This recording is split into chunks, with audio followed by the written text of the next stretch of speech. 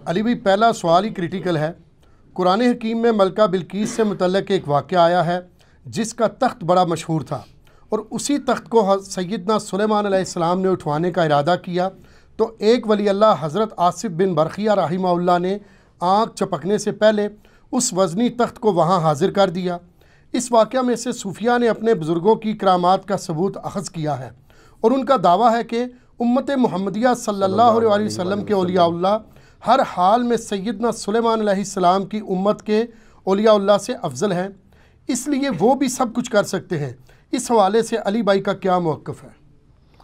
علی بھائی تو پہلے کہیں گے اگر وہ سب کچھ کر سکتے ہیں تو میرے بھائی مہربانی کر کے یوٹیوب کے اوپر جو نبی علیہ السلام کی شان میں گستاخانہ ویڈیوز اپلوڈڈ ہیں، جو دنیا کے 1.5 ارب مسلمان احتجاج کرنے کے باوجود ڈیلیٹ نہیں کروا سکے، تو پلک جھپکنے سے پہلے ذرا اسے ڈیلیٹ کروا دیں۔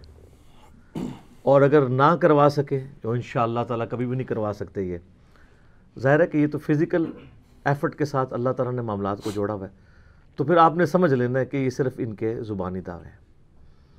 انشاءاللہ تعالیٰ میں اس کی فل انجینئرنگ کروں گا اور پورے پلان کے ساتھ۔ آپ دیکھ رہے ہیں کچھ عرصے سے ہم پہلا کوشچن بڑا کریٹیکل ڈال دیتے ہیں تاکہ ہر اینگل سے اس فتنے کو دبایا جائے جو ہمارے سب کانٹیننٹ انڈیا، پاکستان، بنگلہ دیش میں لوگ پیش کرتے ہیں، اور اس کی بنیاد کے اوپر پتہ نہیں کیا کیا رزلٹ نکالتے ہیں اور کتاب و سنت کا مذاق اڑاتے ہیں۔ سیدنا سلیمان ابن داود علی نبینا و علیہم السلام بنی اسرائیل کی ہسٹری میں ایک بڑی یونیک پرسنالٹی ہے، کیونکہ انہی کی وجہ سے بنی اسرائیل کو دوسرا عروج نصیب ہوا تھا، جس کے بعد ٹیمپل آف سلیمان یعنی ہیکل سلیمانی تعمیر ہوا یروشلم میں، جسے ایلیا بھی کہا جاتا ہے، بیت المقدس بھی کہا جاتا ہے، یروشلم بھی۔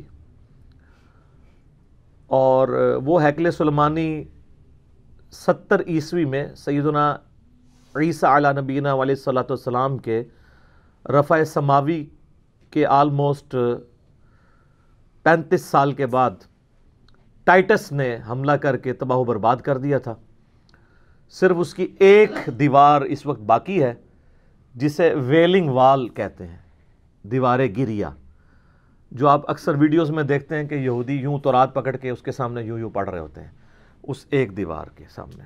اور یہ ہیکل سلیمانی کی وہ بچ جانے والی دیوار ہے، اور ظاہر ہے کہ ان کی یہ خواہش ہے کہ ہم دوبارہ سے اس ہیکل کو تعمیر کریں، اور ان کا یہ دعویٰ ہے کہ یہ بیت المقدس میں جو مسلمانوں نے بعد میں مسجد اقصیٰ بنا لی تھی، اس کے نیچے جو ہے وہ ہمارا تابوت سکینہ بھی دفن ہو گیا ہے، اس کے لیے بھی وہ سازشیں کرتے رہتے ہیں۔ تابوت سکینہ کے اوپر میری ویڈیو الگ سے ریکارڈڈ موجود ہے، وہ آپ دیکھ سکتے ہیں۔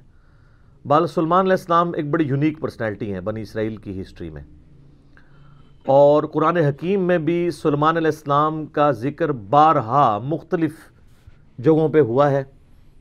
آ چکے یہ تخت بلقیس والا واقعہ، اس لیے میں اس کے اوپر ایمفسائز کروں گا، لیکن میں صرف کراس ریفرنس کے طور پہ آپ کو بتا دوں کہ سورہ سبا کے اندر سلیمان علیہ السلام کا ذکر آیا، کیونکہ قوم سبا کا ایک واقعہ ہے ملکہ بلقیس والا جو سورۃ النمل میں موجود ہے۔ سورہ سبا کے اندر ذکر آیا کہ ہم نے سلیمان علیہ السلام کے لیے ہوا کو مسخر کر دیا تھا، ان کی صبح کی منزل 1 مہینے کے برابر ہوتی تھی اور شام کی منزل 1 مہینے کے برابر، یعنی وہ اپنے تخت سمیت ہوا پہ اڑتے تھے۔ 1 مہینے کی مسافت وہ ایک صبح میں طے کر لیتے تھے، اور ایک شام میں وہ 1 مہینے کی مسافت طے کر لیا کرتے تھے۔ اور اسی میں ذکر ہے کہ جنات کو مسخر کیا تھا اللہ نے ان کے لیے، ان کے حکم سے وہ قلعے بناتے تھے، مجسمے بناتے تھے، اور مختلف قسم کی تعمیرات کروایا کرتے تھے۔ اور پھر اسی سورہ سبا کے اندر ذکر موجود ہے کہ ایک تعمیر کے دوران ہی، ابھی تعمیر مکمل ہونا رہتی تھی، سلیمان علیہ السلام کی موت کا وقت قریب آ گیا، تو وہ ایک لاٹھی کے سہارے کھڑے ہو گئے، قرآن پاک میں آتا ہے سورہ سبا کے اندر، اور اسی حالت میں اللہ تعالیٰ نے ان کی روح قبض کر لی۔ اب چونکہ وہ ایک بیلنس فارم میں لاٹھی کو سہارا لیے ہوئے بیٹھے تھے، کرسی پہ بیٹھے ہوئے ہوں گے یوں کر کے، تو ان کا جسم یوں ہی رہا، کافی عرصے تک وہ رہا، اور اتنا زیادہ عرصہ کہ قرآن پاک میں آتا ہے کہ دیمک جو کیڑا ہے اس نے اس لاٹھی کو چاٹا، تو ظاہرہ دیمک ایک دن میں تو نہیں چاٹتی، اور حتیٰ کہ وہ جب سارا چاٹ لیا تو وہ لاٹھی ٹوٹ گئی تو حضرت سلیمان علیہ السلام کا جسم زمین پہ آ گیا. تو اس وقت جنات کو پتہ چلا کہ یہ تو فوت ہو چکے ہیں کب سے. تو اللہ تعالیٰ نے اس پہ ورڈکٹ دی ہے کہ اگر جنات غیب کا علم جانتے ہوتے تو اتنی مشقت میں نہ پڑتے. تو یہ اللہ تعالیٰ نے عقیدے کی بھی اصلاح کی ہے. دوسرا اس سے یہ بھی عقیدہ پتہ چلا کہ انبیاء کے جسموں کو اللہ تعالیٰ اسپیشل پروٹیکشن دیتا ہے مرنے کے بعد بھی. احادیث تو بہت موجود ہیں، لیکن جو لوگ منکرین حدیث ہیں وہ کہتے ہیں قرآن سے ثابت کریں کہ انبیاء کے جسم سلامت رہتے ہیں، تو سر یہاں سے ثابت ہوتا ہے. اور تیسری بات یہ بھی پتہ چلی کہ اللہ تبارک و تعالی جو ہے وہ اپنے بندوں کے عقیدوں کی اصلاح کے لیے اس طرح کے واقعات کرتا ہے تاکہ وہ اس سے عبرت پکڑیں. اس کے باوجود اگر کوئی عبرت نہ پکڑے تو اس کی اپنی بدبختی ہے، اور وہ یہ عقیدہ رکھے کہ اللہ کے سوا کوئی اور بھی غیب جانتا ہے. غیبی خبر علیحدہ چیز ہے، وہ صرف انبیاء کے پاس آتی ہے. اور چوتھی بات یہ بھی ہے کہ حضرت سلیمان علیہ السلام کا جسم جب زمین پہ آیا تو کوئی ان کی گستاخی نہیں ہوگی. یہ ہوتے ہیں نا تو یہ کہتے ہیں نہیں وہ اچانک فرشتے نمودار ہوئے، انہوں نے اپنی ہتھیلیوں پہ لے لیا جسم. ٹھیک ہے، تو ایسے تو نہیں ہوا. تو کئی ایک رزلٹ نکلتے ہیں، تھوڑا سا تفکر کرنے سے پتہ چل جاتا ہے. اچھا، سورہ صاد کے اندر 99 دمیوں کا ذکر ہے. ایک واقعہ حضرت سلیمان علیہ السلام اور ان کے والد داؤد علیہ السلام کا، اس پہ میرا الگ سے کلپ ریکارڈڈ موجود ہے. وہاں پہ بھی ڈیٹیل سے ان دو باپ بیٹا کا ذکر آیا ہے. اور اللہ تعالیٰ نے فرمایا ہم نے ان کو حکمت دی تھی، جنات پہ ان کی حکومت تھی، ان کے حکم سے وہ بڑی بڑی عمارتیں بھی تعمیر کرتے تھے اور سمندروں میں غوطے لگا کے چیزیں بھی نکالتے تھے جنات. یعنی اللہ تعالیٰ نے ان کے لیے مسخر کر دیا تھا. پھر سورۃ البقرہ میں بھی اللہ تعالیٰ نے سلیمان علیہ السلام کے دور کا ذکر کیا کہ شیاطین کا انٹریکشن عوام الناس سے بہت زیادہ بڑھ گیا تھا جنات کا اس دور کے اندر.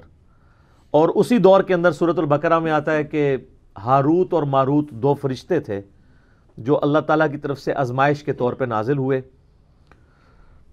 اور وہ لوگوں کو جادو سکھایا کرتے تھے اور ساتھ بتاتے تھے کہ یہ تمہاری آزمائش ہے، سیکھو نا. اور وہ اللہ تعالیٰ فرماتا ہے ایسا علم سکھاتے تھے جادو کے ذریعے جس سے میاں بیوی میں جدائی ڈال دیں. اور وہ ساتھ بولتے تھے کہ ہم تمہاری آزمائش ہے. ظاہر ہے شر بھی جتنا ہے وہ اللہ ہی نے پیدا کیا نا.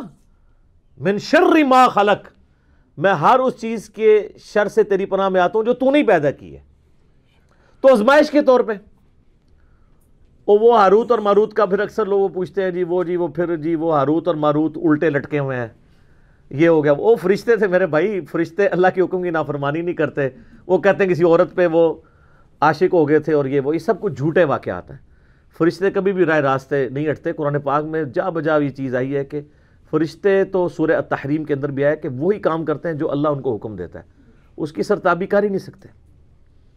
ابلیس نے اس لیے کی کہ کان من الجن ففسق عن امر ربی، وہ جنوں میں سے تھا.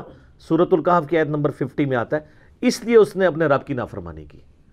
اس نے حضرت آدم علیہ السلام کو سجدہ نہیں کیا، باقی سب فرشتوں نے کیا تھا. تو یہ آپ کو سورۃ البقرہ میں اس حوالے سے بھی ڈیٹیل مل جائے گی.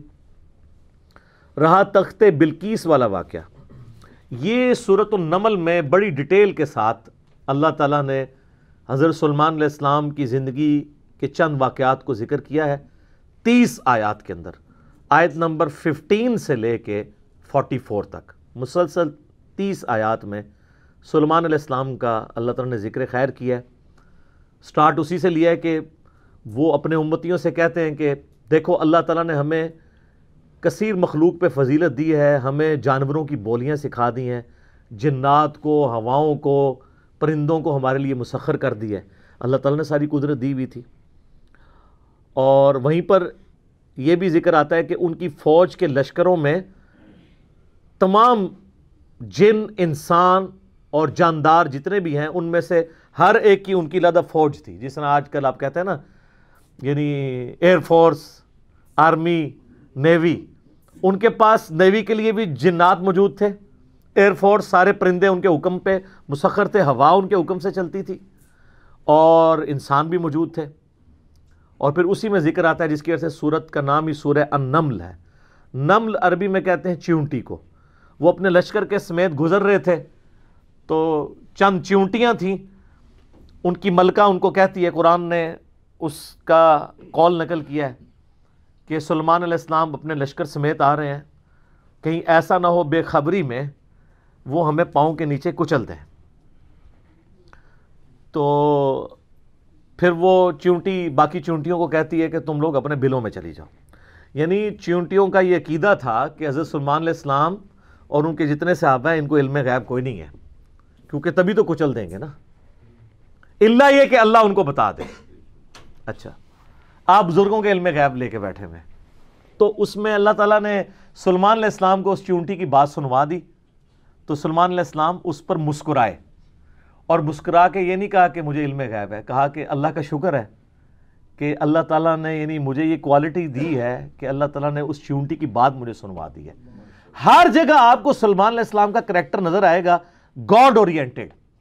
ویسے یہودیوں میں ایک گروہ ایسا بھی ہے جو سلیمان علیہ السلام سے سخت نفرت کرتا ہے، اور بڑے بڑے ان کے اوپر سکینڈل بھی بنائے ہوئے ہیں انہوں نے، کیونکہ سلیمان علیہ السلام بڑے کٹر قسم کے موحد تھے، تو توحید و عزم نہیں ہوتی نا۔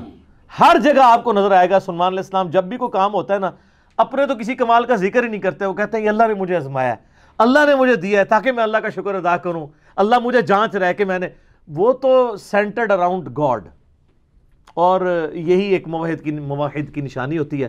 اور وقت کا پیغمبر تو امام الموحدین ہوتا ہے نا، تمام موحدین کا امام ہوتا ہے۔ تو وہ چیونٹی جو ہے نا، اس کی گفتگو حضرت سلیمان علیہ السلام سن کے مسکراتے ہیں، اور پھر اللہ تعالیٰ کا شکر ادا کرتے ہیں کہ مجھے اللہ نے یہ کوالٹی دی ہے۔ اس کے بعد پھر ذکر آتا ہے کہ اسی دعا میں وہ کہتے ہیں کہ اے اللہ مجھے بخش دے، مجھے اپنی رحمت سے اپنے نیک بندوں میں داخل فرما، اور یہ جو تو نے مجھے اس طرح کی نعمتیں دی ہیں تو مجھے اس قابل بنا کہ میں تیری نعمتوں کا شکر ادا کرتا رہوں۔ ہائے ہائے، یہاں کہتے ہیں بزرگوں کا کمال ہے، فلاں کی نگاہ کرم، حالانکہ وہ کہہ سکتے تھے میرے ابا جی دیاں دعاواں نے، انہوں دا فیض ہے، میں انہوں دا ہی مرید ہوں نا، ابا وہ ہے بھی تھا، داؤد علیہ السلام پیغمبر تھے، سب کچھ گاڈ اورینٹڈ ہے۔ ایک پیغمبر کا باپ بھی پیغمبر ہے تو وہ اپنی کسی کوالٹی کو اپنے پیر کی طرف منسوب نہیں کر رہا، جو واقعی جینون پیر ہے اللہ کی طرف منسوب کر رہا۔ اسی لیے تو آپ کو کہا جاتا ہے نا کہ آپ قرآن نے ڈائریکٹ نہیں پڑھنا، آپ گمراہ ہو سکتے ہیں، کیونکہ آپ یہ سوچیں گے نا۔ تو اس لیے تو ہم کہتے ہیں مرنے سے پہلے اے مسلمان کر لے اس پہ غور، کتابوں کا خدا اور ہے، بابوں کا خدا اور جب تم غور کر لو اس کے بعد ایک بار یہ بھی کہنا ہے کہ نہ میں وہابی نہ میں بابی، میں ہوں مسلم علمی کتاب، نہ ہم سو کالڈ وہابی ہیں، کوئی علمی بات کرے تو اس کو کہتے ہیں یہ وہابی ہے، اور نہ ہم بابوں کا دفاع کرنے والے بابی ہیں، ہم علمی کتابی مسلم ہیں الحمدللہ۔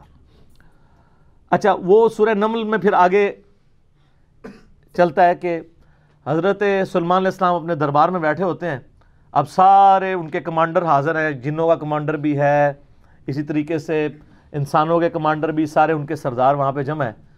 تو جو ان کی ایئر فورس کا کمانڈر تھا نا، وہ ہدہد تھا۔ ہدہد ایک پرندہ ہے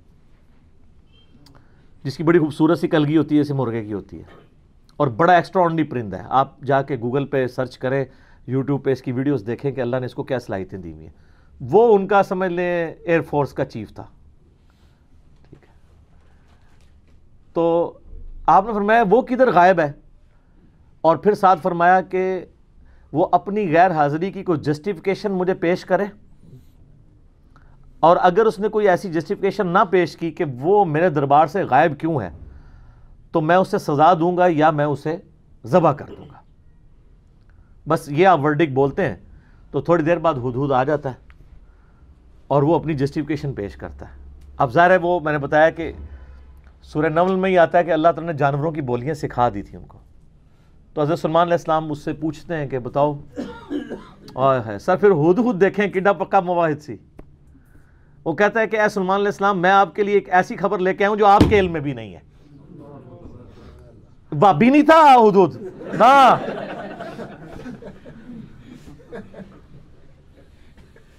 اچھا، سلیمان علیہ السلام نے کہا کیا خبر لے کے آیا ہوں؟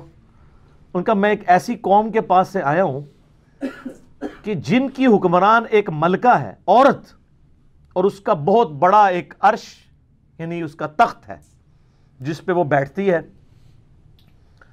اب وہ آپ کو نا ویسے کھنڈرات بھی اس کے مل چکے، میں ایک پکچر ہمیں ملی، انشاءاللہ ہم اس میں اٹیچ بھی کریں گے۔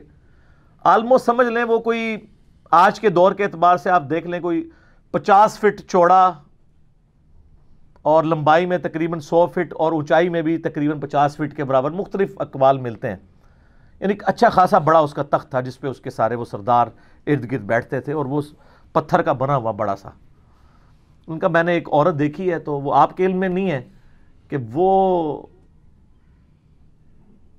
حکومت کر رہی ہے ان پہ، اور بڑا اس کا ایک تخت ہے، اس کے کئی سردار ہیں، اور شیطان نے ان کے برے اعمال ان کی نظر میں سنوار دیے ہیں، وہ اللہ کو چھوڑ کے سورج کی پوجا کرتے ہیں۔ سر ایک ہدہد کو بھی ٹینشن ہے شرک کی، آپ ذرا یہ دیکھیں، اسی لیے اللہ تعالیٰ نے فرمایا نا کہ قریب ہے کہ آسمان پھٹ پڑے اور زمین شک ہو جائے اور پہاڑ ریزہ ریزہ ہو جائے، ان دعوا للرحمن ولدا، جو رحمان کے لیے بیٹا تجویز کرتے ہیں، اگر یہ شرک کی تکلیف کا احساس یہ آسمان زمین اور پہاڑوں پہ ہو تو یہ بھی دب جائیں اس سے کہ اللہ کے لیے اس طرح کی باتیں لوگ کرتے ہیں۔ تو اور پھر وہ کہتا ہے کہ اب حدود کی بھی آپ تقریر دیکھیں جناب، کہ شیطان نے برے اعمال ان کی نظروں میں سنوار دی ہیں، اللہ کو چھوڑ کے وہ سورج کی پوجا کر رہے ہیں، حالانکہ عظمت اس اللہ کی ہے جو زمین و آسمان کا مالک ہے، ان کو تو چاہیے تھا اسے ہی سجدہ کریں، اور اس پہ آیت سجدہ بھی ہے۔ اللہ اکبر، سبحان الملک القدوس رب الملائکۃ والروح۔ تو اب حضرت سلیمان علیہ السلام چونکہ توحید کے امام ہیں، دنیا پہ اللہ تعالیٰ کے ریپریزنٹیٹیو ہیں، جب وہ یہ بات سنتے ہیں نا تو وہ کہتے ہیں میں تیری اس بات کی تصدیق کروں گا کہ تو سچ کہہ رہا ہے یا جھوٹا بہانا تو نہیں کہیں کر رہا تو، ورنہ تو حضرت سلیمان علیہ السلام کہتے ہیں کہ ہاں مجھے تو پہلے علم غیب اللہ تعالیٰ نے دیا ہوا ہے، میں تو اتنی دوروں میں دیکھ سکنا ہوا، وہ تو اللہ دکھائے گا تو دیکھیں گے نا۔ تو حضرت سلیمان علیہ السلام نے ایک خط لکھا اور اس ہدہد کو کہا، اچھا یہ کوئی سٹوری نہیں ہے جو آپ کے علماء بیان کر رہے ہوتے ہیں، یہ ورڈ بائی ورڈ سورہ النمل آیت نمبر جو ہے وہ 15 سے لے کے 44 تک 30 آیات ہے۔ جو چیز ان آیات سے ہٹ کے آئے گی میں اس کو مینشن بھی کر دوں گا۔ تو وہ خط لکھ کے دیتے ہیں کہ یہ خط لے جاؤ اور جا کے ملکہ جو ادھر کیا ہے، ملکہ بلقیس جو ہے یہ اسرائیلی روایتوں میں آتا ہے، قرآن میں صرف ایک عورت کا ذکر ہے کہ جو حکومت کرتی تھی، اور خط اس کو دے کے پھر دیکھنا اس کا کیا جواب دیتے ہیں۔ ہدہد جناب لے کے خط پہنچا ہے اور جا کے اب ہدہد ایک خط لے کے آ رہا ہو اور ملکہ کے وہ جا کے بیڈ روم میں سیدھا جا کے لینڈ کرتا ہے، کوئی سیکیورٹی گارڈ کوئی کچھ نہیں روک سکتا، وہ کھڑکی سے آ کے اس میں لینڈ کر کے سامنے لا کے اس کے خط پھینکتا ہے۔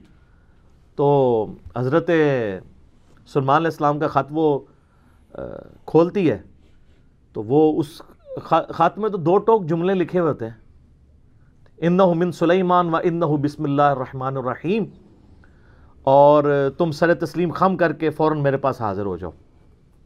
ٹھیک ہے، بس یہ 2 لائنوں کا ایک جملہ ہوتا ہے۔ جب وہ اپنے سرداروں سے مشورہ کرتی ہے تو وہ کہتی ہے میرے پاس ایک معزز خط آیا ہے، اور یہ معزز خط سلیمان کی جانب سے ہے، انہو من سلیمان، سورہ النمل آیت نمبر 30، یہ واحد مقام ہے جہاں سورت کے اندر بسم اللہ شریف آئی ہے۔ ایک عزت والا خط آیا ہے، عزت والا وہ اس لیے کہتی ہے وہ اس کو پتہ چل گیا کہ وہ غیر معمولی بندہ ہے کہ ہدہد جس کا خط لے کے آ رہا ہے میرے پاس، تو ظاہر ہے یہ کوالٹی تو اس کے پاس نہیں تھی کہ یہ کوئی کتنا بڑا بادشاہ ہے کہ جس کو اللہ نے یہ حکومت دی ہے کہ جانوروں پہ بھی اس کی حکومت ہے۔ تو وہ کہتی ہے کہ ایک معزز خط میرے پاس آیا ہے جو سلیمان کی جانب سے ہے اور وہ اللہ کے نام سے شروع ہو رہا ہے۔ اس سے یہ سنت ٹھہری کہ جب آپ کوئی خط لکھیں کسی کو تو بسم اللہ سے اس کا آغاز کریں، اور اس میں یہ ہے کہ سر تسلیم خم کرو اور میرے پاس حاضر ہو جاؤ۔ تو وہ اپنے سرداروں سے کہتی ہے کہ میں تمہیں پتہ ہے کہ میں کوئی کام اس وقت تک نہیں کرتی جب تک کہ میں مشورہ نہ کر لوں، ہر معاملے میں تم سے میں مشورہ کرتی ہوں۔ قوم سبا کی وہ ملکہ تھی، تو مجھے بتاؤ تم مجھے کیا مشورہ دیتے ہو۔ تو سردار تو آپ کو پتہ ہے جو ان کی تو ایک خاص جنگجو نیچر ہوتی ہے، انہوں نے کہا ہم تو بڑے طاقتور ہیں، بڑے زور آور ہیں، ہم ہر طرح کے بادشاہ کا مقابلہ کر سکتے ہیں، آپ ہمیں حکم دیں دیکھی جائے گی۔ لیکن وہ تو سمجھدار ہوتی ہے نا، جس میں مجھے بھی آگے لوگ پھونک چڑھا رہے ہوتے ہیں، لیکن جو بندہ ڈرائیونگ سیٹ پہ بیٹھا ہوتا ہے اس کو پتہ ہوتا ہے کہ کام کو کس حکمت سے لے کے چلنا ہے. تو وہ ملکہ کہتی ہے کہ اس کو تو اندازہ ہو گیا کہ یہ کوئی عام بندہ نہیں ہے، ان کی ساری پھوپھا نکال دے گا وہ. تو وہ کہتے ہیں کہ وہ ملکہ آگے کہتی ہے، اس کے الفاظ اللہ تعالیٰ نے نقل کیے ہیں. وہ کہتی ہے کہ یاد رکھنا بادشاہ جب کسی ملک میں داخل ہوتے ہیں نا تو وہاں کے شرفاء کو ذلیل کر دیتے ہیں. تو یعنی یہ جو ہمارے پاس ملک ہے یہ بھی ہمارا چھن جائے گا، ہم میں یہ طاقت نہیں کہ ہم اس شخص کا مقابلہ کر سکیں.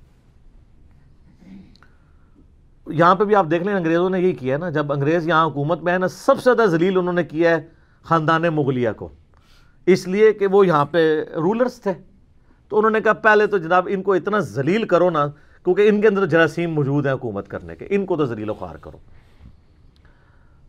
تو وہ ملکہ کی بات یونیورسل ٹروتھ اللہ نے نقل کیا کہ جب بادشاہ داخل ہوتے ہیں تو وہاں کے شرفاء پھر سب سے پہلے وہ ذلیل ہوتے ہیں.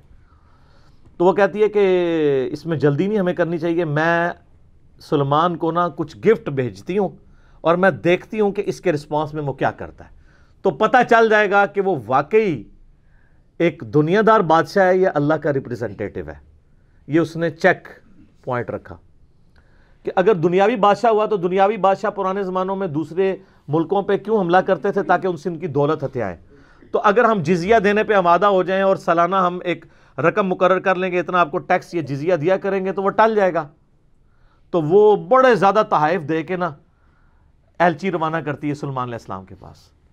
ٹھیک ہے، اور وہاں پہ سلمان علیہ السلام کے پاس جب وہ ایلچی پہنچتے ہیں تو سلمان علیہ السلام تو اسٹریٹ فارورڈ ان کو جواب دیتے ہیں کہ مجھے جو کچھ اللہ نے دیا ہے تمہاری یہ دنیا کی حقیر دولت اس کے مقابلے میں کچھ نہیں ہے، مجھے تو اللہ نے کیا حکومت دی ہوئی ہے. ٹھیک ہے، تو بلکہ سورہ نمل میں اللہ تعالیٰ نے ان کی دعا بھی نقل کی ہے. سلمان علیہ السلام کہتے ہیں اللہ مجھے ایسی حکومت دینا جو میرے بعد پھر کسی کو نہ ملے. اور انسانی تاریخ میں سلمان علیہ السلام سے بڑا بادشاہ نہ ان سے پہلے کو گزرا ہے نہ بعد میں جس کو اس لیول کی اللہ تعالیٰ نے حکومت دی ہو. تو وہاں پہ جب ایلچی پہنچتے ہیں تو وہ ان کو اسٹریٹ فارورڈ جواب دیتے ہیں اور ان کو واپس کر دیتے ہیں کہ جاؤ اور اپنی ملکہ کو بتا دینا کہ اب ہم وہ لشکر لے کے آئیں گے جس کی تاب تمہارے لشکر نہیں رکھ سکتے، انتظار کرو ہمارا. تو وہاں سے چلے جاتے ہیں، وہ تو چلے جاتے ہیں اور سلمان علیہ السلام کو پتہ ہوتا ہے کہ وہ مطیع ہو کے ہی آئے گی، کیونکہ وہ سمجھ گئے ہوتے ہیں کہ اس نے یہ جو ڈیسیژن کیا ہے وہ کیوں کیا ہے. اب یہ فاصلہ آلموسٹ 2000 کلومیٹر کا ہے. قوم سبا آباد تھی یمن میں اور حضرت سلمان علیہ السلام یروشلم میں بیٹھے ہوئے تھے، بیت المقدس ایلیا شام کے اندر. آلموسٹ 2000 کلومیٹر کا یہ فاصلہ ہے. تو آپ سمجھ لیں یہ فاصلہ طے کرنے کے لیے بھی 40 سے 50 دن پیدل چاہیے.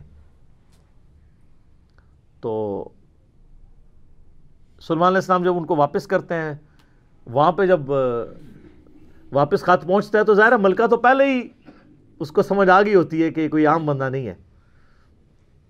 تو ملکہ یہ ڈیسائیڈ کرتی ہے کہ میں خود سلیمان کے پاس جاؤں گی، کیونکہ اس خط میں پہلے میں کیا لکھا تھا کہ مطیع ہو کے میرے پاس حاضر ہو. سر یہ بادشاہت کا آپ لیول دیکھیں کہ دوسرا بادشاہ جنگ بھی نہیں کرنی پڑ رہی، سیدھا وہ خود حاضر ہو رہا ہے. خیر اس بات کو کچھ عرصہ گزر جاتا ہے.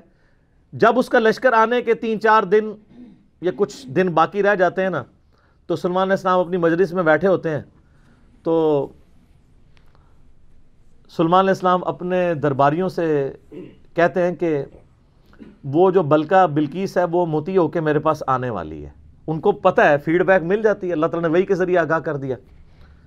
تو پھر وہ ایک گفتگو کرتے ہیں وہاں پہ جہاں پہ وہ تخت بلقیس کا ذکر ہے، اور آصف بن برقیہ کا نام قرآن میں نہیں ہے، یہ اسرائیلی روایتوں میں. وہ سورۃ النمل کی آیت نمبر ہے 30. اعوذ باللہ من الشیطان الرجیم، بسم اللہ الرحمن الرحیم. بلکہ آیت نمبر 30 میں تو وہ یہ آگی 38 نمبر سے آن ورڈ. 30 تو پہلے گزر چکی نا، انہ من سلیمان و انہ بسم اللہ الرحمن الرحیم. یہ آیت نمبر ہے 38. قال یا ایھا الملأ ایکم یأتینی بعرشها قبل ان یأتونی مسلمین. حضرت سلمان علیہ السلام کہتے ہیں اے میرے سردارو جو میرے ساتھ اٹیچ لوگ ہو، تم میں سے کون ہے کہ جو مجھے اس ملکہ کا تخت لا کر دے اس سے پہلے کہ وہ سر تسلیم خم کرتی ہوئی میرے پاس حاضر ہو جائے. کون ہے کہ جو ایسا کرے؟ قال عفریت من الجن، تو ایک بڑا دیو ہیکل جن کہتا ہے انا آتیک بہ قبل ان تقوم من مقامک، کہ میں آپ کی اس محفل برخاست ہونے سے پہلے 3-4 گھنٹے کی جو بھی آپ کی مجلس ہوتی ہے، مجلس ختم ہونے سے پہلے میں وہ تخت آپ کو یہاں پہ لا دوں گا. انبلیویبل چیز ہے. 2000 کلومیٹر سے اتنا بڑا تخت پتھر کا وزنی 3-4 گھنٹے، کیا وہ تو آج بھی آپ اگر جہاز میں بھی لائیں تو 3-4 گھنٹے میں نہیں پہنچ سکتا، اس کو تو لفٹ کرنے میں پرابلم ہو جائے گی. وَإِنِّي عَلَيْهِ لَقَوِيٌّ أَمِينٌ، اور میں اس کے اوپر امانت دار بھی ہوں، میں پوری رسپانسبلٹی سے یہ کام کروں گا، اور میں طاقت بھی مجھے اللہ نے دی ہے. جنات کو اللہ نے بہت طاقت دی ہوئی ہے. تو حضرت سلیمان علیہ السلام یعنی ایگری نہیں کرتے اس مسئلے میں. تو پھر ایک اور شخص، قال الذی عندہ علم من الکتاب، وہاں ایک شخص بیٹھا ہوتا ہے جس کے پاس کتاب میں سے علم ہوتا ہے. وہ کہتا ہے انا آتیک بہ قبل ان یرتد الیک طرفک، میں اس تخت کو آپ کے سامنے حاضر کر دوں گا آپ کی آنکھ جھپکنے سے پہلے، فریکشنز آف سیکنڈ میں لے آؤں گا. ہمارے لیے تو وہی ہضم کرنا مشکل ہے، تو یہ تو خیر بہت بڑی چیز ہے. تو یہ اس نے دعویٰ کیا، بس یہ دعویٰ کرنے کی دیر تھی اور وہ لے بھی آیا تخت. فَلَمَّا رَآهُ مُسْتَقِرًّا عِندَهُ، تو حضرت سلیمان علیہ السلام نے جب وہ تخت وہاں پر آیا ہوا دیکھا، قال هَذَا مِن فَضْلِ رَبِّي، انہوں نے کہا حضور کڈے پہنچے بزرگوں، کیا بات ہے، کیا صاحب کرامت ہو. نہیں، اومٹ کر دیا، ان کا یہ میرے رب کا فضل ہے. ہذا من فضل ربی، آپ لکھتے ہیں نگاہ مرشد سے، ماں باپ کی دعا سے، اور پیغمبر کا کہتا ہے ہذا من فضل ربی، یہ تو میرے رب کا فضل ہے. کیوں ہے فضل؟ لیبلونی اشکر ام اکفر، تاکہ وہ مجھے آزمائے کہ میں اس کا شکر گزار بنتا ہوں یا نہ شکرا. یہ سر توحید ہے. ومن شکر فانما یشکر لنفسہ، اور جو کوئی اللہ کا شکر کرے گا تو وہ بھی اپنے نفس کی خاطر ہی کر رہا ہوگا، اللہ کو کوئی پرواہ نہیں. ومن کفر، اور جو کوئی اللہ کی ناشکری کرے، فإن ربی غنی کریم، تو میرا رب تو غنی ہے، کریم ہے، اسے کسی کی پرواہ ہی نہیں ہے. ھذا من فضل ربی. اچھا، اس کے بعد پھر آتا ہے کہ وہ ملکہ جب آئی، حضرت سلیمان علیہ السلام نے کہا کہ نا اس تخت کی حیت بدل دو، ڈیزائننگ اس کی تھوڑی سی چینج کر دو، جو اس کے اوپر کوئی پھول بوٹے لگے ہوئے تھے تھوڑا سا اسے ٹیمپر کرو، اور میں دیکھوں گا کہ وہ پہچانتی ہے اپنے تخت کو کہ نہیں پہچانتی. تو وہ پھر ملکہ وہاں پہ آ پہنچتی ہے. تو سلیمان علیہ السلام اسے ریسیو کرتے ہیں اور کہتے ہیں اس تخت کے بارے میں تیرا کیا خیال ہے؟ تو وہ بڑی سمجھدار ہوتی ہے، تو وہ کہتی ہے یہ تو لگتا ہے کہ یہ میرے تخت ہی ہے، اس کی مثل مجھے لگ رہا ہے، بلکہ شاید وہی ہے. تو یہ اس کی سمجھداری کا بھی ثبوت ہے کہ وہ اس کو ٹیمپرڈ فارم میں بھی پہچان لیتی ہے. اور یہ اس کو دوسرا میسج مل جاتا ہے، انہوں نے کیا لڑنا ہے، اس نے کہاں سے لڑنا ہے. وہ تو یہ بھی نہیں تھی ایکسپیکٹ کر سکتی کہ 4 مہینے میں بھی کوئی اٹھا کے یہاں لا سکے. ابھی تو اس کو یہ پتہ ہی نہیں تھا، یہ تو ایسے آیا ہوا ہے. ٹھیک ہے، تو پھر سلیمان علیہ السلام اسے اپنے جو ٹیمپل ہے نا اس کی بھی تھوڑی جھلک کرواتے ہیں. آگے ایک محل میں جب لے کے آتے ہیں کمرے میں، تو اس میں ایسے شیشے جڑے ہوئے ہوتے ہیں کہ وہ گویا دیکھنے میں تالاب محسوس ہو رہا ہوتا ہے. تو جب اس پہ پاؤں رکھنے لگتی ہے، وہ سمجھتی ہے شاید پانی والا تالاب ہے، تو وہ اپنے جو تہمد ہے یا جو بھی اس نے کپڑے پہنے ہوتے ہیں وہ تھوڑی سی اٹھا لیتی ہے، اس کی پنڈلیاں بھی ننگی ہو جاتی ہیں، وہ سمجھتی ہے پانی ہے، تو پانی نہیں ہوتا، تو وہ امپریس ہوتی ہے. اور پھر وہ وہاں پہ کہتی ہے کہ میں سلیمان کے ساتھ اپنے رب کے سامنے سر تسلیم خم کرتی ہوں، جو میں شرک کرتی رہی میں اللہ کی طرف رجوع لاتی ہوں. اور وہ اسلام قبول کرتی ہے. باقی اسرائیلی روایتوں میں پھر ملتا ہے کہ سلیمان علیہ السلام کا نکاح اس کے ساتھ ہوتا ہے. قرآن نے اس چیز کو ایڈریس نہیں کیا. قرآن تو بس کنکلوڈ اس پہ کرتا ہے کہ وہ مسلمان ہو جاتی ہے.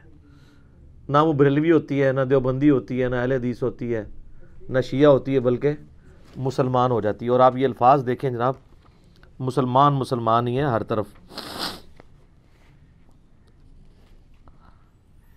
ہاں، قالت رب انی ظلمت نفسی، وہ کہتی ہے میرے رب میں اپنی جان پہ ظلم کرتی رہی اس سے پہلے، واسلمت مع سلیمان للہ رب العالمین، اور میں سلیمان کے ساتھ سر تسلیم خم کرتی ہوں اس رب کے سامنے، اللہ کے سامنے جو سارے جہانوں کا پالنے والا ہے۔ میں سر تسلیم خم کرتی ہوں، میں مسلم ہوتی ہوں۔ تو وہ اپنا آپ اپنے رب کے حضور سر تسلیم خم کر دیتی ہے۔ تو یہ واقعہ یہاں پہ مکمل ہوا۔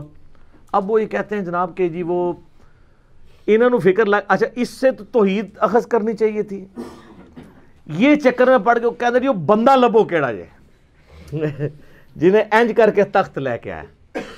وہ بندہ اگر امپورٹنٹ ہوتا نا تو اللہ تعالیٰ اس کی تعریف وہاں پہ بیان کرتا، اس کے تو فوراً ساتھ ھذا من فضل ربی آ گیا۔ وہ کہتے ہیں جی کوئی ولی اللہ تھا تو اب اس کا مطلب ولی اللہ یہ سب کچھ کر سکتے ہیں۔ اچھا جی تو پھر کیا کریے جو کر سکتے ہیں؟ تو وہ کہتے ہیں آپ رفع دین کرنا چھوڑ دیں چونکہ ایسے ولی اللہ رفع دین نہیں کرتے۔ یہی کچھ کہنا چاہ رہے ہوتے ہیں نا آپ، جو ہے ایاک نعبد و ایاک نستعین پڑھنا چھوڑ دیں، آپ ان بابوں کو پکارنا شروع کر دیں۔ یہ کہنا چاہ رہے ہوتے ہیں وہ اصل میں۔ تو تواڈے ہوتے اللہ نے بلا چھڑ دیتی ہے، ہن تک کو تواڈے نال ہوندی کیا ہے؟ میں ہن دی انجین نہیں کر لگا، ہو چکی ہے، لیکن آج میں اس ایک واقعے کی کرنے لگوں انشاءاللہ تعالی۔ قرآن پاک خاموش ہے کہ یہ کون تھا بندہ، یہ جن تھا، انسان تھا، فرشتہ تھا، پیغمبر تھا؟ کہا وہاں پہ ایک شخص تھا جس کے پاس کتاب کا علم تھا۔ قرآن کی روح سے تو کتاب کا علم جو ہے نا وہ پیغمبر کو دیا جاتا ہے، عین ممکن ہے وہ پیغمبر ہو، کیونکہ ایک وقت میں کئی پیغمبر اگلے زمانوں میں ہوا کرتے تھے۔ عین ممکن ہے وہ کوئی فرشتہ ہو، جیسا کہ بخاری مسلم میں حدیث ہے، اے اللہ روح قدس کے ذریعے حسان کی مدد فرما۔ حسان ابن ثابت شعر کہتے تھے تو اللہ تعالیٰ کے حضور نبی علیہ السلام نے دعا کی کہ جبرائیل علیہ السلام کے ذریعے اس کی مدد فرما، جس طرح قرآن پاک میں آتا ہے عیسیٰ علیہ السلام کی اللہ نے مدد کی تھی روح قدس کے ذریعے کہ وہ مٹی کی مورت میں پھونک مارتے تھے وہ پرندہ ہو جاتی تھی، مادرزاد اندھے اور کوڑیوں پہ ہاتھ پھیرتے تھے تو اس کو شفا ہو جاتی تھی۔ روح قدس کے ذریعے حضرت عیسیٰ علیہ السلام کی مدد کی گئی، تو یہاں پہ بھی سلیمان علیہ السلام کی مدد کسی فرشتے کے ذریعے کی گئی ہو، عین ممکن ہے۔ اور امام فخر الدین رازی المتوفی 606 ہجری، جنہیں صوفیاء بھی امام مانتے ہیں اور علماء کا طبقہ بھی امام مانتا ہے، انہوں نے بڑی ایک مشہور تفسیر لکھی، تفسیر کبیر۔ بڑی بڑی خرافات ہیں اس تفسیر میں، اچھی چیزیں بھی ہیں۔ وہ بضد ہے کہ یہ جو الفاظ ہیں نا کہ وہ شخص جس کے پاس کتاب کا علم تھا یہ خود حضرت سلیمان علیہ السلام ہی تھے۔ سلیمان علیہ السلام خود وہ تخت لے کر آئے اور ان کا ھذا من فضل ربی، دیکھو میں لے آیا ہوں یہ۔ اچھا اب ان ساروں کو مصیبت پڑ گئی ہوئی ہے، پوری تصوف کھڑی تھی اس واقعے پہ، صوفیوں کے امام اور ایسا امام جسے علماء بھی امام مانتے ہیں، وہ کہتے ہیں سلیمان علیہ السلام آپ لے کے آئے ہیں۔ اب اگر سلیمان علیہ السلام لے آتے ہیں تو ساری بابیں ختم، ٹھیک ہے؟ تو یہ میں نے علمی طور پہ بات کی، لیکن یہ ان کی جو تفسیر ہے یہ قرآن میں فٹ ان نہیں بیٹھتی۔ قرآن پاک اس معاملے کو اس سے زیادہ اہمیت نہیں دیتا کہ اللہ تعالیٰ کی قدرت کا اظہار ایک شخص سے ہوا جو حضرت سلیمان علیہ السلام کا درباری تھا، چاہے وہ جن تھا، فرشتہ تھا، یا کوئی پیغمبر تھا، انسان تھا، کوئی بھی تھا۔ اس کے بعد ہمیں رویہ بتایا گیا کہ ہم نے اللہ کی طرف رجوع لانا ہے۔ یہ نہیں کہا گیا کہ اس سے آپ نے اپنے بزرگ بابے ثابت کرنے ہیں، یہ بالکل غلط ایٹیچیوڈ ہے۔ اور اس کے اوپر یہ ڈاکٹرن کھڑا کرنا کہ جی حضرت سلیمان علیہ السلام کے امتی کی اگر یہ شان ہے تو نبی علیہ السلام کے امتیوں کی شان اس سے زیادہ ہوگی۔ شان زیادہ ہونے کے لیے کمالات کا زیادہ ہونا ضروری نہیں ہوتا۔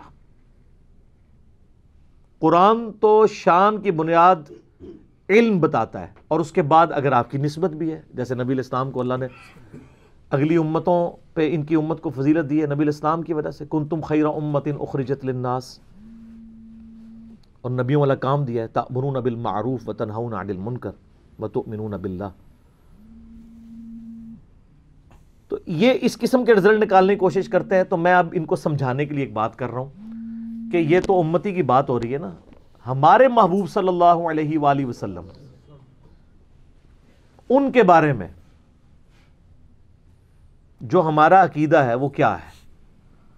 صحیح مسلم میں حدیث ہے کہ شب معراج آپ علیہ السلام نے انبیاء کی امامت فرمائی. تو امام الانبیاء ہوئے نا.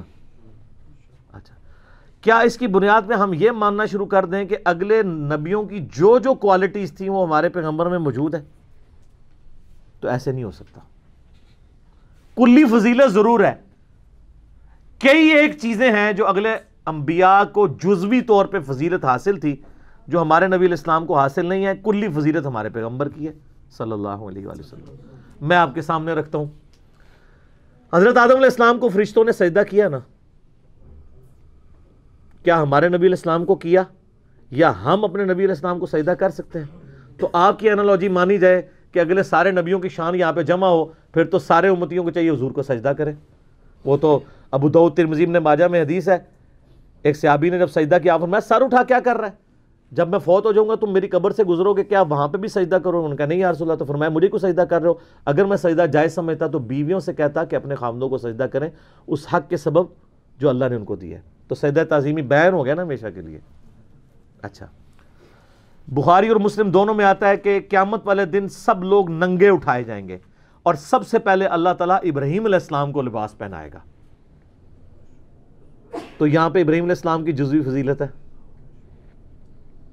بخاری مسلم دونوں میں حدیث ہے کہ قیامت والے دن جب اللہ تعالیٰ مجھے اٹھائے گا تو میں دیکھوں گا کہ موسیٰ علیہ السلام مجھ سے پہلے ہی اللہ کے عرش کا پایا تھامے ہوئے کھڑے ہیں. مجھے نہیں پتا کہ ان پہ قیامت کی بے ہوشی طاری نہیں ہوئی یا مجھ سے پہلے اللہ نے ان کو زندہ کر دیا ہے. اس بے ہوشی کے سبب جو دنیا میں اللہ کی تجلی کی وجہ سے ہوئی تھی. یہاں پہ موسیٰ علیہ السلام کو جزوی فضیلت حاصل ہے. عیسیٰ علیہ السلام بغیر باپ کے پیدا ہوئے نا. یہ تو سب سے بڑی پھکی اور اینٹی وینم اور علمی الزامی جواب ہے. تو یہ ان کی فضیلت ہے نا. یہ فضیلت آپ ہمارے نبی علیہ السلام کے لیے ثابت کر سکتے ہیں؟ باقی تو سب کچھ کھینچتے رہو گے، کچھ کر لو گے، ایسا کیا کرو گے؟ اور اس سے بڑی بات، ہمارے نبی علیہ السلام کو موت آ چکی، اللہ کی جنتوں میں زندہ ہے. عیسیٰ علیہ السلام آج تک نہیں مرے، ان کو موت نہیں آئی. وہ تو رفع سماوی ہوا نا. وہ اپنی سیکنڈ ڈیسینڈنگ کے اندر اللہ تعالیٰ وہ یہاں پہ اس امت میں آئیں گے اور زندگی گزار کے فوت ہوں گے. تو حضرت عیسیٰ علیہ السلام تو ابھی تک زندہ ہے. تو اب یہ فضیلت نبی علیہ السلام کو آپ دیں گے؟ تو یہ کوئی طریقہ نہیں ہوتا اینالوجیز بنانے کا. اگر نبی علیہ السلام کے ساتھ اینالوجیز نہیں بنا سکتے تو باقی تو پھر چھاڑ ہی دو نا. ان کے امتیوں کی بنیاد بنانا تو بڑی دور کی بات ہے. جو چیز ثابت ہوگی وہ ہم مانیں گے. سلیمان علیہ السلام کا وہ امتی تھا یا کوئی فرشتہ تھا یا جن تھا یا صحابی تھا، وہ کام کر دیا، وہ تو ہمارے پاس ثابت ہو گیا. آپ اپنے بابوں کے بارے میں جو جھوٹے کلیم کر رہے ہیں نا، وہ آپ کو ثابت کرنے کے لیے لانا پڑے گا. اور آج کل تو بڑا آسان دور ہے، کہتے ہیں دنیا اولیاء اللہ سے خالی نہیں ہے.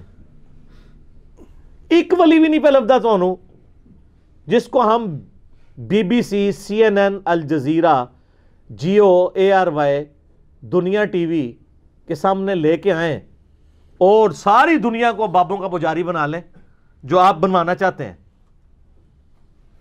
باپ بھی بنا لیں تو لے آئیں، ہم اس کے سامنے وہ یہ اس میں سے کوئی کام کر کے بتائیں. کہتے ہیں نا جناب بزرگ سب کچھ کر لیتے ہیں اور ان کے پاس بڑی بڑی کوالٹیز ہوتی ہیں. مجھے بتائیں دنیا کا کوئی بزرگ جو ہے آپ کے سامنے ہوا میں اڑے، ویسے تو انشاءاللہ نہیں اڑے گا میڈیا کی برکت سے، پرانا بھی کوئی نہیں سر اڑے ایویں گپا ہی نے. اگر وہ ہوا میں اڑے اور وہ آپ کو کہے کہ جی یہ اڑنا اس بات کی دلیل ہے کہ 2 + 2 5 ہوتے ہیں، آپ مان لیں گے؟ کیوں؟ کیونکہ آپ کو یہ بات پتا ہے کہ 2 + 2 4 ہوتے ہیں. اس کا یہ کرتب مجھے اس بات پہ نہیں ابھار سکتا کہ میں 2 + 2 کو 5 کہوں. تو سر ان کے کرتب ہمیں اس بات پہ ابھار سکتے ہیں کہ ہم قرآن و سنت کو چھوڑ کے ان کے پیچھے لگ جائیں؟ تو تف ہے ایسے بندے کے اوپر جو 2 + 2 4 والی حیثیت بھی قرآن و سنت کو نہ دے. اسی لیے تو ہم کہتے ہیں نا، مرنے سے پہلے اے مسلمان کر لے اس پہ غور. کتابوں کا خدا اور ہے، بابوں کا خدا اور. یہ کتابی بات ہے. اور یہاں تو کتنے لوگ ہیں جو ایلوژن کر دیتے ہیں. یہ ڈیوڈ کاپر فیلڈ کو ذرا آپ یوٹیوب پہ جا کے دیکھیں, کرس اینجل کو دیکھیں, کبھی وہ پانی پہ چل رہا ہے, کبھی دیوار پہ چڑھ کے بتا رہا ہے, کبھی ہوا میں اڑ کے, وہ سارا ایلوژن ہی کیا ہوا ہے اس نے, وہ پورا دھوکہ ہے, اس کی بھی ویڈیوز رکھی ہیں کیسے کر رہے ہیں. اللہ نہ کرے پاکستان آ جائے تو سارے مولویاں اور پیراں دی دکاناں بند, سارے دربار اجڑ جان گے. آپ دیکھ لیں وہ جو کچھ کر کے بتا رہا ہے. کیوں؟ لوگ کہیں گے آپ کے بابوں کی تو کتابوں میں لکھی ہوئی ہیں, جعلی کتابیں باتی ہیں, یہ تو ہم سامنے دیکھ رہے ہیں, تسی آؤ تو کر کے دسو, ان کر کے دسو نا جناب. میں نے ان کو بہت بڑی بات کی ہے. یہ تو کہتے ہیں نا یہ ہمارے بزرگ جو ہے دلوں کا حال جان لیتے ہیں. میں نے ان کو کہا کہ یہ تو بہت دور کی بات. میں اپنا مشین ڈیزائن کا فارمولہ یا میکینکس اور مٹیریلز کا فارمولہ لکھ کے دیتا ہوں, کوئی بزرگ مجھے وہ لکھا ہوا دیکھ کے پڑھ کے بتا دے. اچھا یہ بھی مانتے ہیں نہیں پڑھ سکتا, اس میں اتنے زیادہ کوئی لیٹن کے الفابیٹ ہیں, کچھ گریک کے الفابیٹس ہیں, جس نے وہ سیکھا نہیں ہوا وہ تو اس کو بتا ہی نہیں سکتا. ابھی تو میں یہ کہہ نہیں رہا کہ وہ بتائے کہ یہ فارمولہ کس چیز کا, یہ تو بالکل نہیں بتا سکتا, صرف پڑھ کے بتا دے. تو وہ کیسے کوئی اس طریقے سے معاملات کر سکتا ہے؟ سب کچھ جھوٹ کے اوپر چل رہا ہے. باقی اگر آپ نے منوانا ہے تو اے کوڑا تے اے میدان ہو. میں ان کو بار بار کہہ رہا ہوں آپ کی بزرگی ہم نے چاٹنی ہے, بلکہ میں اپنے بارے میں کہتا ہوں اگر میں بزرگ ہوں اور میرے پاس یہ کوالٹیز ہے تو مجھے مر جانا چاہیے. اور جس طرح ایک بابا جی کہتے ہیں نا, اوے امت مر جائے حضور دے خاکے پہ بن دے جے. امت تے سر بعد وچ مرے, پہلے تے او مرے نا جنہیں بارے تہاڈا عقیدہ ہے کہ وہ دنیا کا نظام چلا رہے ہیں, وہ کیوں نہ پہلے مرے جس کے پاس اختیار بھی ہے کہ وہ یوٹیوب سے وہ ویڈیوز نہ گستاخانہ ڈیلیٹ کرا سکے. تو آپ کو یہ کہنا چاہیے سب سے پہلے ہمارے وہ بزرگ مر جائیں کہ بزرگی وہ کلیم کیے ہوئے ہیں, اور یوٹیوب پہ نبی علیہ السلام کی گستاخانہ ویڈیوز اپلوڈڈ ہیں, ہم نہیں ڈیلیٹ کروا سک رہے. میں اپنے اوپر کہتا ہوں مجھ پہ لعنت ہو کہ اگر میرے پاس یہ اختیار ہو اور میں ویڈیوز نہ ڈیلیٹ کروا سکوں. اور آگے اس کو آپ خود اپلائی کر دیں جس کے اوپر کروانا ہے. یہ باتیں کرنا آسان ہے نا, تو یہ کر کے بتائیں. اور جی وہ کہتے ہیں جناب وہ جی نگاہ مارتے ہیں, ایسے نگاہ اٹھاتے ہیں جناب عرش پہ, نیچے تکتے ہیں جناب 7 زمینہ, تیل بھی کراس. اے تیل دینا گھاٹے فٹ ہو گیا جی. تیل کسی بزرگ نے نہیں دریافت کیتا یار. یعنی کتنے انرجی کرائسس ہیں پاکستان کے اوپر. دنیا میں بھی جو پہلا تیل کا کنواں ہے اس کو بمشکل 200 سال ہوئے ہوں گے. پنسلوینیا میں امریکن سٹیٹ میں سر ایڈون نے دریافت کیا ہے. داڑھی تھی ان کی پوری مٹھی تھی لیکن مسلمان نہیں تھے. کسی بزرگ نے نہیں تیل دریافت کیا. تو یہ کیا زمین کے اندر 7 زمینوں کے نیچے جا کے دیکھتے رہے, تیل نظر ہی نہیں آیا انہوں. کہانی جھوٹ. اچھا وہ ہمارے پاس ایک ہمارے محلے دار ہے نا, وہ کہتے ہیں جناب وہ میں نے تو آئے دن داتا صاحب آ کے منو ملتے ہیں. میں کہا سر جب ہوں آون نا تو تسی پڑھنا لا حول ولا قوت الا باللہ. اگر غائب ہو گئے تو شیطان ہے, اگر وہ جمے رہے تو بزرگ نے. کہتا نہیں تو استغفار, گستاخی ہے. کیوں گستاخی ہے؟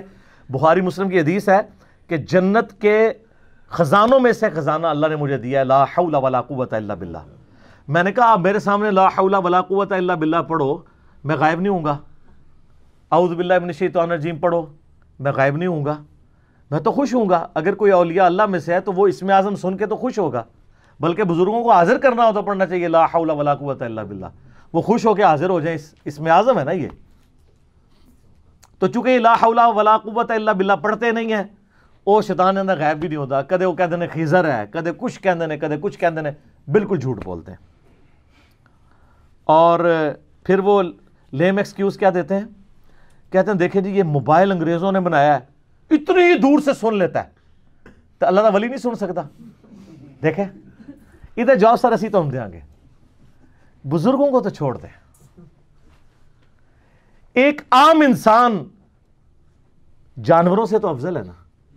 تو ان بزرگوں کے جتنے مریدین ہیں, یعنی آپ لوگ جو ہم سے آ کے جھگڑتے ہیں, آپ جانوروں سے افضل ہیں نا. تو چڑیا تو اڑ لیتی ہے, آپ میں سے کون ہے جو اڑ سکے؟ بزرگ بھی نہیں اڑ سکتے اللہ کے فضل نال, تسی بھی نہیں اڑ سکتے. تو یہ کمپیریزن کروانا بالکل غلط ہے, کیونکہ اللہ تعالیٰ نے اس کو وہ کوالٹیز دی ہیں جو انسانوں کو نہیں دی. اور انسانوں کو ایسی کوالٹیز دی ہیں جو ان کو نہیں دی ہیں. تو جو اللہ نے جو کوالٹی دی اس فریم آف ریفرنس سے باہر نہیں کو نکل سکتا. اگر وہ کہتا ہے اڑ سکتا ہے کوئی ان میں سے, تو قرآن میں یہ والا واقعہ تو آیا تخت بلقیس والا, آپ کو ہم کیسے چیک کریں؟ آ جاؤ سارے منار پاکستان. لیکن ہمیں تو یقین ہے, جس طرح ہمیں یقین ہے 2 + 2 4 ہوتے ہیں, آپ کی شہادت کا بھی ہمیں یقین ہے. ہم پیراشوٹ گوروں کا بنایا ہوا آپ کو باندھ دیں گے, گوروں کا بنایا ہوا. یہ میں اس لیے کہہ رہا ہوں تاکہ پتہ چلے کہ ان بزرگوں کی کنٹریبیوشن کیا ہے, جو کہتے ہیں ہمارے پاس اتنے علوم ہیں, اور منار پاکستان سے ان کو نیچے دھکا نہیں دیں گے. خود ہی بسم اللہ پڑھ کے, یا جو بھی, یا شیخ عبد القادر جنانی, یا وہ جو کہتے ہیں جی فلانے پیر صاحب اتھوں ٹرے تے اتھوں ٹری تے اتھوں پکڑ لیا, بلا لو سارے بابے نو تے چھال مارو, تو پورا پاکستان آپ کے پیچھے چلے گا اور مان لے گا. اور جب آپ زمین کے قریب پہنچنے لگے نا, تو آپ نے ایک دفعہ تو اپنے عقیدوں سے توبہ کرنی ہے, اور شعر پڑھنے کا تو ٹائم نہیں ہونا, آپ شہید ہی ہو جائیں گے. فوراً بٹن دبا کے پہلے لینڈ کرنا ہے, لینڈ کرنا ہی کہنا ہے کہ بالکل انجینئر صاحب صحیح کہنے ہیں کہ مرنے سے پہلے اے مسلمان کر لے اس پہ غور, کتابوں کا خدا اور ہے بابوں کا خدا اور پھر ساتھ کہنا جی بس جی آج تو بعد نہ میں وابی نہ میں بابی, میں ہوں مسلم علمی کتابی. ہونا چاہیے نا ایسے. یہ تجربہ کر کے دیکھ لیں. اور سر یہ جہاز انگریزوں کا بنایا ہوا بوئنگ 747 یا ایئر بس A380 جہاز, کاکپٹ میں ان کو بٹھا دینا, یہ جہاز اڑا نہیں سکتے. نگاہ مار کے اڑنا تو بڑی دور کی بات ہے. جو جہاز اڑ رہا ہو نا, اڑتے جہاز سے اگر پائلٹ پیچھے ہٹ جائے اور ان بزرگوں کو لا کے بٹھا دیں, جس کو عقیدہ ہے نا, تو وہ اپنی ایک فلائٹ بک کروا لے, سارے پاکستان کے بزرگوں تو جان چھڑاؤ. وہ جا کے کتنے لینڈ کرے گا جہاز؟ اگلی دنیا میں. اس دنیا نہیں لینڈ کرنے لگا. یہ سب کے سب جھوٹی باتیں انہوں نے مشہور کی ہوئی ہیں. تو یہ انہوں نے اگر ثابت کرنی ہے تو کر کے بتائیں. اس طرح نہیں جی تسی نہیں مندے اسی مننے ہیں, وہ بات مانتے ہیں جو ہوئی ہے قرآن و سنت کے اندر موجود ہے. کہتے ہیں جی ہمارے بزرگوں کی باتیں قرآن و سنت میں تو نہیں ہوں گی, تو ہم کب کہہ رہے ہیں قرآن و سنت سے نکالیں؟ ہم کہہ رہے ہیں کر کے دسو.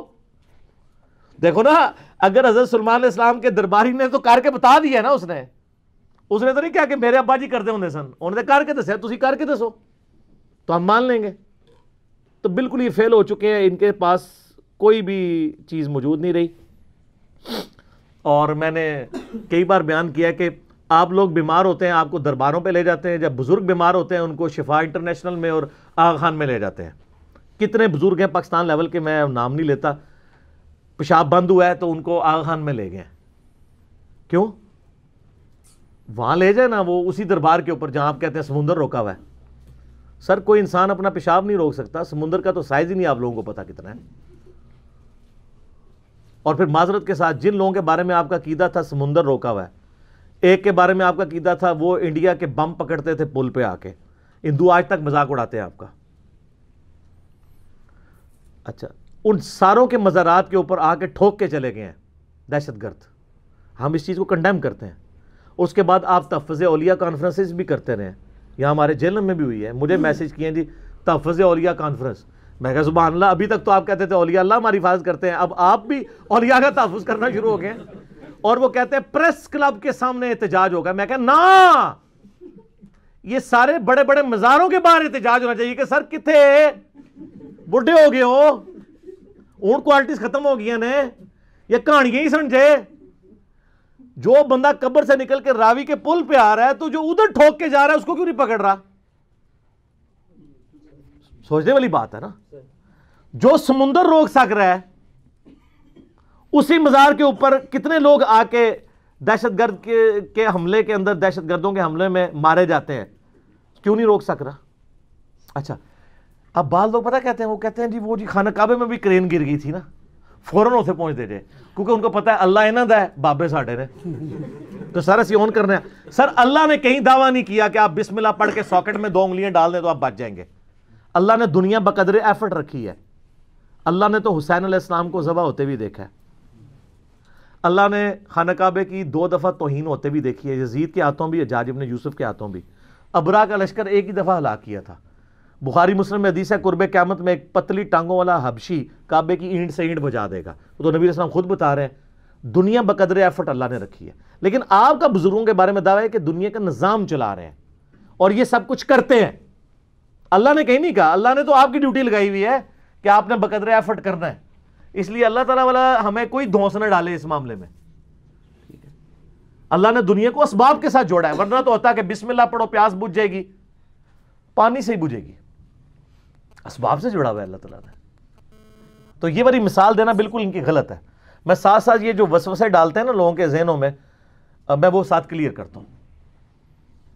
ابھی اگلے دنوں میرا ایک ویڈیو کلپ چڑھا ہے, وسیلے کے نام پر دھوکہ. وسیلے کے نام کے اوپر استعانت اور مشکل کشائی ثابت کرتے ہیں, دو الگ چیزیں. کئی ایک چیزیں اس میں میں نے بتائی ہیں, وہ آپ دیکھ لیں, آج محال نہیں کہ میں اس کی طرف جاؤں. تو یہ بزرگوں کے بارے میں کہتے ہیں جی روحانی آپریشن کرتے ہیں, وہ جی بائی پاس کر دیتے ہیں. میں نے کہا بائی پاس تو بہت بڑی چیز ہے, ادھر تو گرائنڈر چلتا ہے. ایک نو مولود بچے کا کوئی خطرہ بزرگ کر کے بتا دے, خطرہ تو نظر آ جانا نا ہوا ہوا سامنے, کہ خطرہ نہیں ہوتا. وہ جو بائی پاس کر سکتا ہے وہ خطرہ نہیں کر سکتا. خطرہ نظر آ جانا ہے, بائی پاس کیا پتا ہے اندر ہوا ہے یا نہیں ہوا, اور روحانی ہے نا. سب شیطانی باتیں ہیں. اگر کوئی ہے تو خطرہ کر کے بتائے, نگاہ مار کے کر کے بتائے.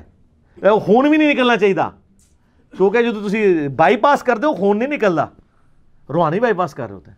سب کہانی ہے. آخر میں تو ویسے اس پہ گھنٹوں بول سکتا ہوں, میرا فیوریٹ ٹاپک ہے. میں اپنی گفتگو کو کنکلوڈ کرتا ہوں اس حدیث پہ جو صحیح مسلم کے اندر ہے, دجال کے کانٹیکسٹ میں. نبی علیہ السلام فرماتے ہیں کہ قرب قیامت میں جب دجال آئے گا نا, اس کے ماتھے پہ کافر لکھا ہوگا, لیکن وہ کافر ڈائریکٹ نہیں لکھا ہوگا, کاف الف فا را. تو ہو سکتا ہے وہ کوئی اس سے کچھ اور ہی بنا لے, کاف سے کشف بنا لیں, الف سے اس کو اللہ کہہ دیں, ٹھیک ہے جی, فا سے کچھ اور بنا لیں, اس طرح کوئی بنا سکتے ہیں. بہرحال وہ اب ظاہر ہے کہ اس کو اللہ نے غیر معمولی صلاحیتیں دی ہوں گی. صحیح مسلم میں پوری ڈیٹیل آتی ہے, آسمان سے بارش برسا دے گا, زمین سے سبزہ اگا دے گا, اور ایک مومن پھر اسے چیلنج کرے گا سامنے آ کے. وہ کہے گا تو دجال ہے. وہ کہے گا میں اتنا کچھ کر رہا ہوں تو مجھے رب کیوں نہیں مانتے. وہ کہتا ہے, وہ کہے گا اس لیے کہ مجھے میرے نبی کی حدیث پہنچی ہے کہ تو دجال ہے. کرتب سے متاثر ہونے والا تو یہ بندہ نہیں ہوگا, قرآن و حدیث والا ہوگا نا, کتابی ہوگا نا. بابی ہوتا تو سیدھا انہوں ہی سجدہ کر دینا. تو وہ کہے گا میں تجھے قتل کر دوں گا. وہ قتل کرے گا پبلکلی, اس کے دو ٹکڑے کر کے ان ٹکڑوں کے درمیان چلے گا, اور پھر اسے ٹکڑوں کو جوڑ کے پھر زندہ کرے گا, اور کہے گا اب تو مجھے خدا مان, میں نے تجھے مار کے زندہ کیا ہے. وہ کہے گا تیرے اس عمل نے میرے عقیدے میں ہی اضافہ کیا ہے کہ تو واقعی دجال ہے, کیونکہ نبی علیہ السلام نے فرمایا تھا ایک مومن کو قتل کر کے وہ دوبارہ زندہ کرے گا, اور دوبارہ اس کو قتل کرنے پر قادر نہیں ہوگا, تو دجال ہے. ہائے ہائے. حضور علیہ السلام فرماتے ہیں وہ اس وقت کا سب سے بہترین مؤمن ہوگا, سب سے بہترین شہید ہوگا. لیکن وہ کون سا ہوگا؟ کتابوں کا ماننے والا, بابوں کا ماننے والا نہیں. سر اسی لیے ہم رو رو کے کہتے ہیں کہ مرنے سے پہلے اے مسلمان کر لے اس پہ غور, کتابوں کا خدا اور ہے, بابوں کا خدا اور. اور ایک بار جھوم کے آپ نے میرے ساتھ نعرہ لگانا ہے, کیا؟ نہ میں وابی نہ میں بابی, میں ہوں مسلم علمی کتابی. جزاکم اللہ خیر.